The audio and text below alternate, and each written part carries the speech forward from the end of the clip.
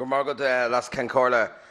With just 4.5 minutes, is a short time to contribute to a report which spans almost 70 years, 18 institutions, many more not covered by this report, 28 different governments, 10 local authorities, religious orders, trusted professionals, multiple churches and a society shaped by it all.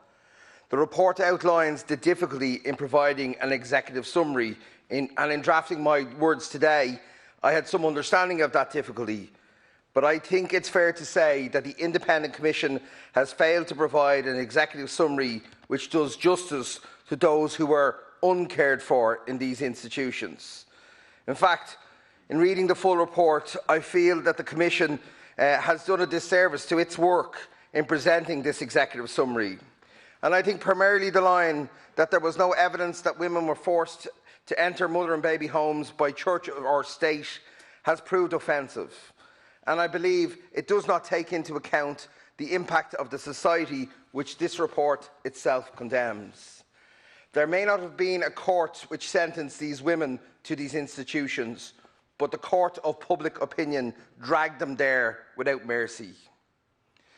I've tried to see how I can contribute to this debate in a way that adds to the overall debate. And so, as Fianna Fáil spokesperson on local government, I'd like to highlight the role of many local authorities in this report. However, before I do that, I want it to be clear that I let no government or no church off the hook in doing so. The font of judgmental dishonour which flowed from the font of religious churches, and particularly the Catholic Church, poisoned Irish society at every level. It infected every decision of the state and the people within it. I'm not a member of any church, but I am a member of this House, and I'm particularly cognizant of the role of the state in this. I believe in issuing the state apology on Taoiseach acknowledge that failure and the failure of all those individuals involved in the state.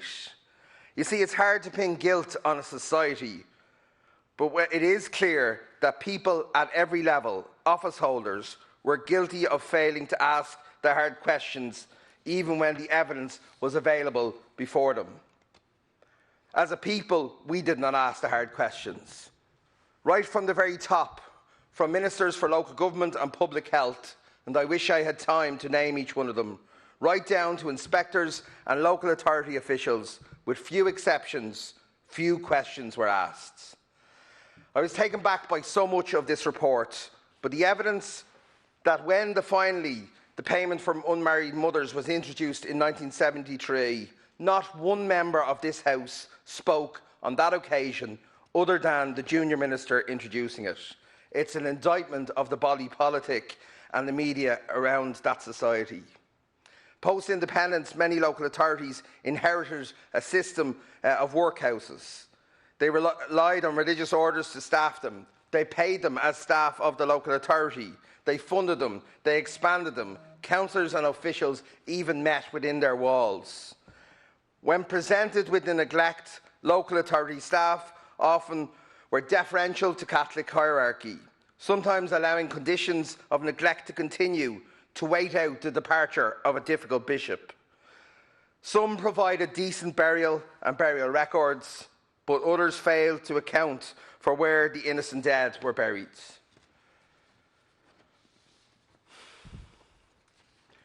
When I say that local authorities should have more power, and when other local members of this House say that, we should not forget this chapter too. When local authorities had power, remit and governance, they let women and children down. Las Cancorla, every local authority mentioned in this report should hold a special meeting to debate and reflect the role in this history.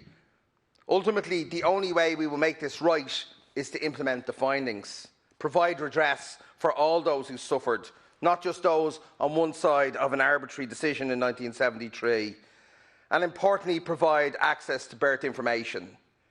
The heat of the debate of the Commission of Investigations Record Act 2020 last year is still with us, but my motivation, the motivation of the Minister and many on this side of the House, was to vote for it so that we would protect this information and the database which held it, so government could legislate so that people could access that information. Minister, that trajectory will only be vindicated when people have access, and that must be the priority of this government. In 50 years' time, the record of this House will show that we did not stay silent on this issue today, but I hope we will not be silent on the contemporary issues of injustice which face our society.